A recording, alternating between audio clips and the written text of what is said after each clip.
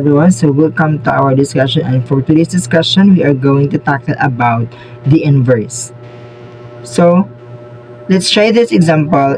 F of x is equal to x squared minus 4. So what is the inverse function?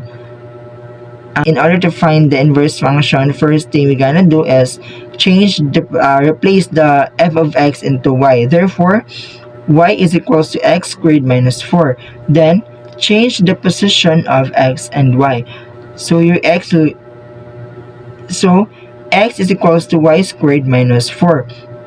Then find the value of y. Now in this case, since y is have its exponent, we are going to multiply this into square root. So we multiply both sides by square root in order to eliminate the exponent of y.